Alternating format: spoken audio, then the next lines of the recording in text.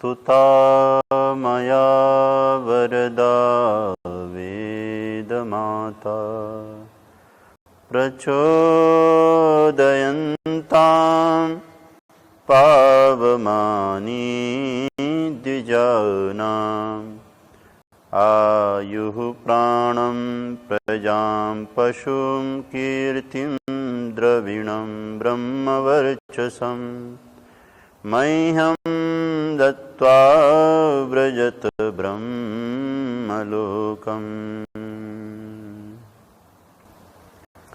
पवित्र आत्माओं, महर्षि दयानंद जी महाराज ने अपने नियमों के अंतर्गत एक जगह कहा है कि संसार का उपकार करना इस समाज का मुख्य उद्देश्य है। किसी का उपकार हम कैसे कर सकते हैं, उसके कई रूप हैं। एक व्यक्ति बीमार है, उसे डॉक्टर के पास ले जाकर अच्छी दवाई दिला के उसका हम उपकार कर सकते हैं। एक व्यक्ति भूखा है, उसे भोजन खिलाकर उसका हम उपकार कर सकते हैं। कोई अनपढ़ है, उसको शिक्षा देकर उपकार कर सकते हैं। किसी के साथ कोई अन्याय हो रहा है, उसको न्याय दिला करके हम उसका उपकार कर सकते हैं। उपकार करने के कई ढंग हैं, लेकिन सबसे बड़ा उपकार अगर हम मनुष्य में, दुनिया में, मनुष्य समाज में कर सकते हैं तो क्या है? वो व्यक्ति को सद्ज्ञान देने का उपकार। दुनिया में मनुष्य धन के अभाव में उतना दुखी नहीं है। दुनिया में मनुष्य वस्त्र और भोजन के अभाव में, दवाइयों के अभाव में उतना दुखी नहीं है। दुनिया में मनुष्य सद्ज्ञान के अभाव में दुखी है। दुनिया में कई तरह की पुस्तकें धर्म के नाम पर पढ़ी जाती हैं, पढ़ाई जाती हैं, लेकिन सभी मनुष्यों ने ये पाया है कि दुनिया की लाइब्रेरी में सबसे पुरानी पुस्तक, जो सबसे पुराना ग्रंथ है, और वो वेद है। उस वेद के प्रत्येक मंत्र के भीतर मनुष्य के लिए जो मार्गदर्शन हुआ है, ऐसा अमूल्य मार्गदर्शन कहीं भी नहीं हुआ है। ऋग्वेद, यजुर्वेद, सामवेद, अथर्ववेद के रूप में जितनी भी ऋचाएं वेदों के अंदर हम प्राप्त करते हैं, सचमुच उनको पढ़ने के बाद लगता है ये परमात्मा की ही वाणी हो सकती है। इतनी गहरी और इतनी विशाल, इतनी रहस्यमय वाणी इंसान की नहीं हो सकती। इसलिए ऋषिवर देव दयानंद ने कहा कि वेद सब सत्य विद्याओं का पुस्तक है। सभी सत्य विद्याएं वेद के अंदर विद्यमान हैं। जगत में जहां कहीं भी सत्य ज्ञान है, सत्य बोध है, उसका उद्गम वेद से माना गया है। स्वयं वेद की ऋचा के अंदर ही वेद को वेद माता की उपाधि दी गई है। जैसे करुणामयी माँ अपने बालक के ऊपर सदा स्नेह की वर्षा करती है, ऐसी वेद माता हम सभी जीवों के ऊपर विभिन्न प्रकार के ऋचाओं का ज्ञान देकर के विशेष कृपा करती है। हम लोग विगत कुछ दिनों से वेद माता से मिलने वाले वरदानों की चर्चा कर रहे हैं। वरदान प्राप्त करना भाग्यशाली व्यक्ति को ही संभव है। अच्छे बीज भी अगर हम बढ़िया भूमि में नहीं डालेंगे तो वो उग नहीं सकते।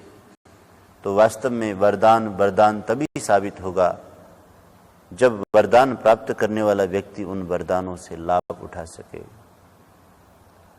वेद माता के 7 वरदानों में पहला वरदान आयु का, दूसरा प्राणों का, तीसरा प्रजा का, चौथा पशु का और 5वां कीर्ति का वरदान, और आज 6ठा वरदान द्रविणम का वरदान है।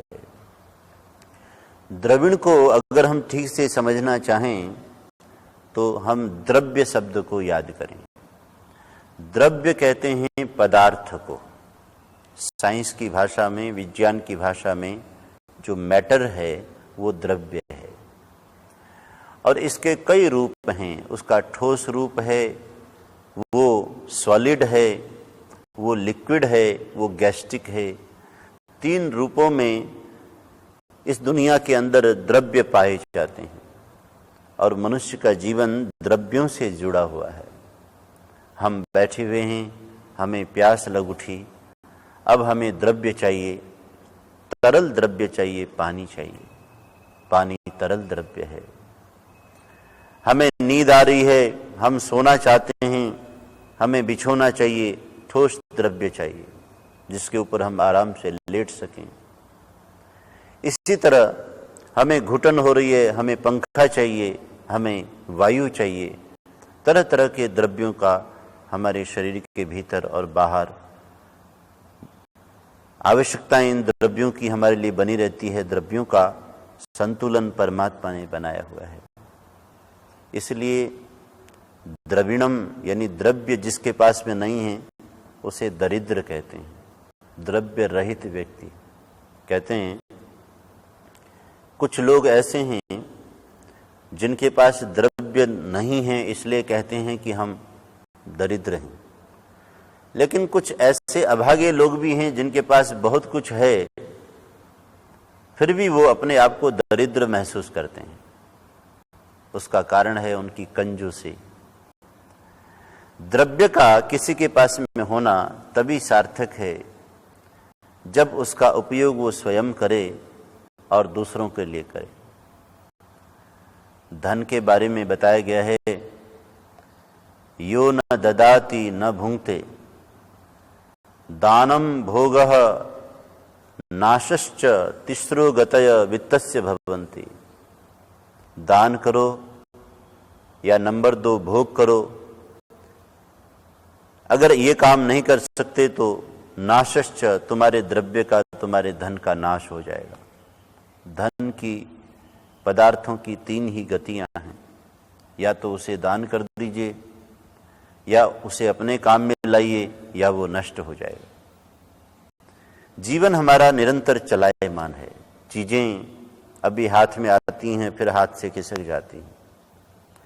बहुत बार ऐसा होता है कि व्यक्ति जीवन भर चीजों को इकट्ठा करता है। चीजें तो इकट्ठी हो जाती हैं, लेकिन उसके अपने जाने का समय आ जाता है।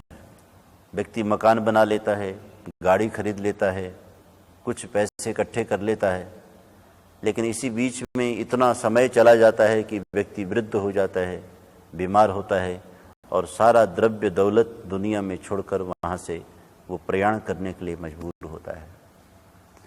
द्रविणों को वरदान तभी माना जाएगा जब समय रहते हुए द्रव्य हमारे हाथ में आए हुए द्रव्य का हम ठीक से उपयोग करें, तब हम द्रविणवान कहलाएंगे।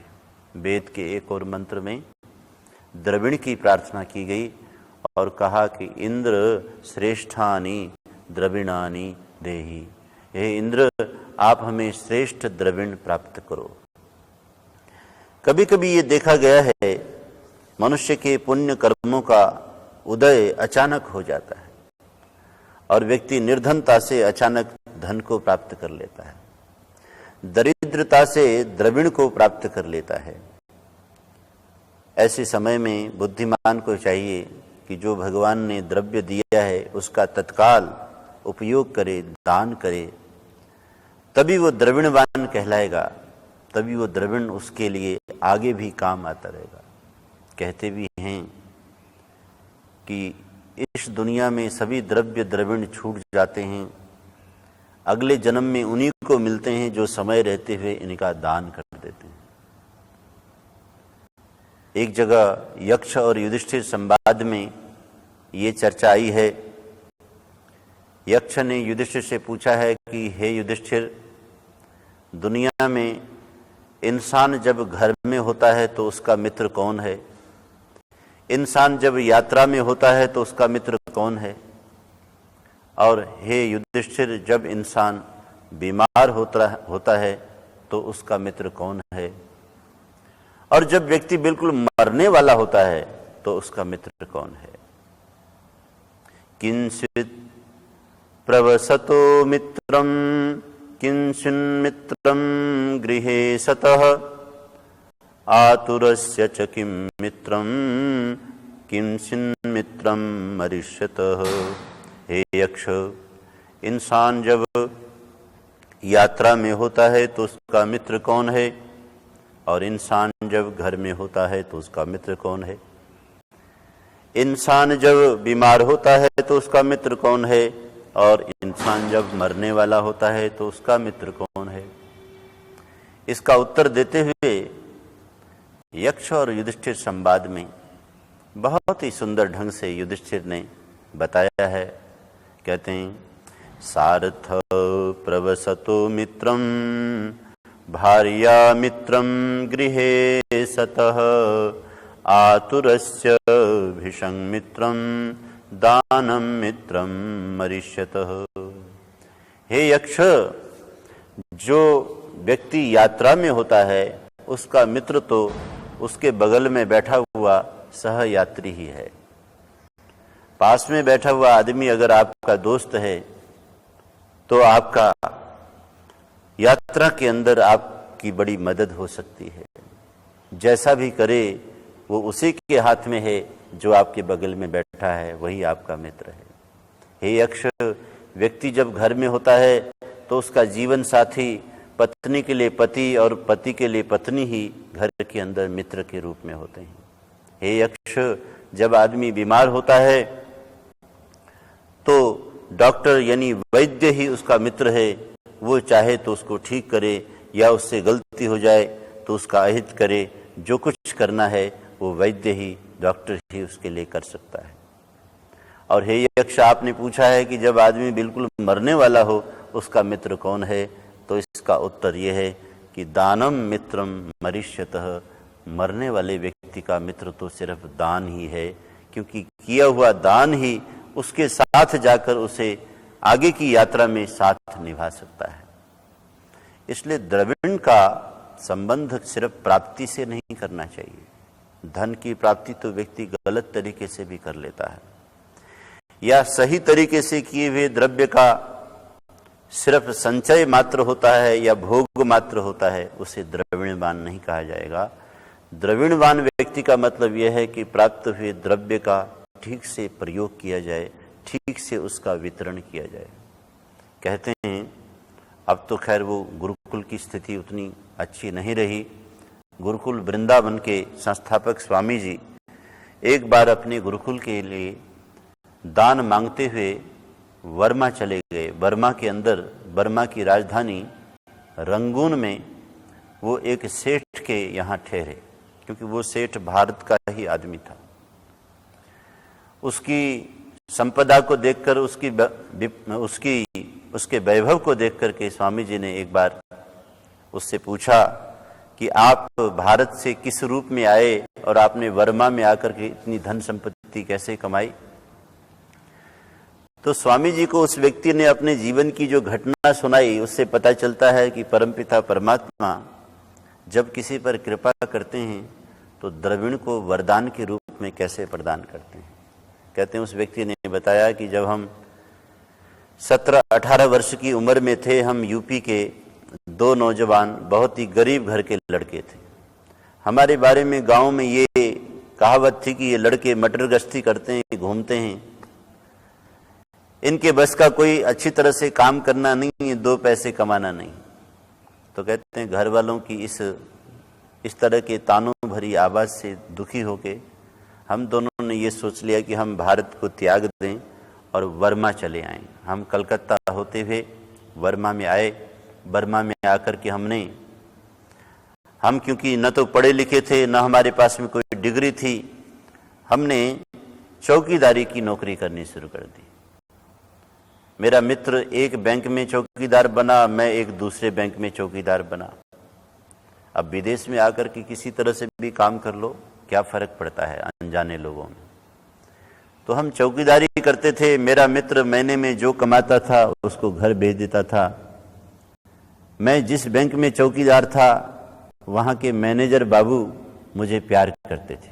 मुझे कहते थे, बेटा तू बड़ा देखने में अच्छा लगता है, अपनी ड्यूटी बहुत ढंग से तू बैंक में देता है, कभी हमारी ज़रूरत पड़े किसी चीज़ की तो हमें कहना। तो जब मुझे पहले महीने की तनख्वाह मिली तो मैंने मैनेजर बाबू से कहा कि मेरी अगर मैं ये पैसे घर भेजूंगा खर्च होते रहेंगे, तो मेरी इच्छा है कि मेरे भी पैसे इस बैंक में जैसे लोग जमा करते हैं जमा हो जाएं। तो मैनेजर बाबू बड़े खुश हो गए, उन्होंने मेरा खाता खोल दिया और जो मुझे 100 रुपया मिलता था महीना वो बैंक में जमा होता रहा। कहते हैं कुछ समय के पश्चात बर्मा में जहां हम लोग चौकीदारी करते थे वहां एक मेला लगता था, बाजार लगते थे। उस बाजार के अंदर कई तरह की मंडियां होती थीं।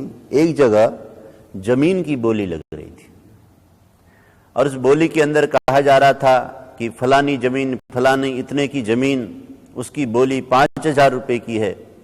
5,000 रुपये में ये जमीन, ये प्लॉट, ये इलाका मिल सकता है और उसके लिए 500 रुपये यहाँ पे अभी जमा करनी होंगी। तो कहते हैं उसके लिए जब बोली लगनी शुरू हो गई तो बोली शुरू हो गई 1,000 रुपये से। दूसरे ने कहा कि मैं 1,500 दूंगा, तीसरे ने कहा कि मैं 2,000 दूंगा। बोली चढ़ती चली गई, बोली 4,500 से ऊपर नहीं गई। मैंने मनी मन सोचा कि मेरे पैसे बैंक में लगभग 1,000 के करीब तो हैं और लगभग 500 रुपया अभी मेरे पास जेब में भी है, मैं इनको बोनी के रूप में भी दे सकता हूं, क्यों ना मैं ये जमीन ले लूं। ऐसे मेरे मन के अंदर भाव आए और मैंने 5,000 रुपये की बोली लगा दी। तो 5,000 में बोली छूट गई, मेरे से 500 रुपये ले लिए गए, कागज पत्रों में साइन करा लिए गए और मैं लौट करके घर आया। और उसके बाद अगले दिन बाकी पैसे निकाल कर और कुछ मैनेजर बाबू से उधार लेकर के मैंने वो प्लॉट अपने नाम किया, वो एरिया इलाका अपने नाम किया और रजिस्ट्री करवा ली। तो मुझे ये तसल्ली थी कि कभी मैं पैसे कमाऊंगा, कुछ और पैसे होंगे तो उसमें घर बसा लेंगे, घर बना लेंगे तो कभी माँ बाप को भी लाएंगे तो हम यहाँ एक अच्छे चौकीदार के रूप में ठीक से रह लेंगे। इतना ही मेरे जीवन का सपना था।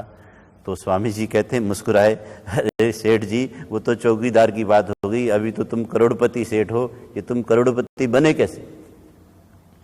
तो कहते हैं कि मुझे उस सेठ ने बताया कि थोड़े दिनों के बाद क्या हुआ, रात के समय किसी ने मेरे वो जो किराए का छोटा सा कमरा मेरा था उसका दरवाजा खटखटाया। मैंने दरवाजा खोल करके देखा तो उसमें अंग्रेज लोग, 4-5 अंग्रेज सूटेड बूटेड टोप वाला पहने हुए खड़े थे। उन्होंने कुछ कागज पत्र निकाल करके कहा कि भाई ये जो जमीन है ये तुम्हारे नाम की है? कहने लगे हाँ ये मेरे नाम की है। कितने में खरीदी है? 5,000 रुपये की खरीदी है। हम आपको इसके 10,000 रुपये देते हैं, आप पेपर में साइन करो, ये जमीन हमें बेचो। तो कहते हैं तत्काल मेरे भीतर एक संशय पैदा हुआ, जो जमीन 4,500 से ऊपर बोली नहीं जा रही थी, उस जमीन के लिए लोग 10,000 क्यों दे रहे हैं? मुझे एकदम अभी फैसला नहीं करना चाहिए। एक मन ने तो कहा कि मेरे पैसे डबल हो गए, 10,000 हो गए, अभी हाँ भरूं, लेकिन तत्काल भीतर से प्रेरणा आई कि नहीं, एक बार मैनेजर बाबू से मुझे पूछना चाहिए। मैंने कहा मैं आपको कल पूछ के बताऊंगा। अगले दिन बैंक खुला, मैंने मैनेजर बाबू से सारी बात कही तो मैनेजर बाबू कहने लगे कुछ सर्वेयर, कुछ अंग्रेज लोग यहाँ आए हुए हैं, वो लोग ऐसी जमीन की तलाश कर रहे हैं जिसके नीचे तेल के भंडार हों। मुझे लगता है कि इसके नीचे उनको कुछ मिल गया है, इसलिए इस जमीन को लेना चाहते हैं। तुम उनको मना कर दो, हम कुछ लोगों को लगा करके रिसर्च करवाते हैं। तो स्वामी जी महाराज आपका आशीर्वाद, न जाने कौन से पुण्य कर्मों का फल, मैनेजर बाबू ने मेरे जमीन का जब उसके अंदर की खोजबीन करवाई तो उसके अंदर तेल का भंडार मिला और तेल का भंडार ऐसा मिला कि आज मैं करोड़ों अरबों में खेलता हूँ। ये सब आपका आशीर्वाद है। तो ये जो द्रविण है ये अचानक भी किए गए पुण्य कर्मों के फलस्वरूप व्यक्ति को प्राप्त हो सकता है। वेद माता ने कहा है कि जो आदमी धर्म पथ पर चलते हुए वेद की शरण में रहकर वैदिक जीवन को, सदाचार के जीवन को, धर्म के जीवन को अपनाता है, उसे परमपिता परमात्मा द्रविण रूपी वरदान देकर द्रव्यवान बनाते हैं। आओ हम वेद माता की स्तुति करें, अपने जीवन को वैदिक बनाएं ताकि हमें भी ये वरदान की प्राप्ति हो सके, द्रविण की प्राप्ति हो सके। ओम शम।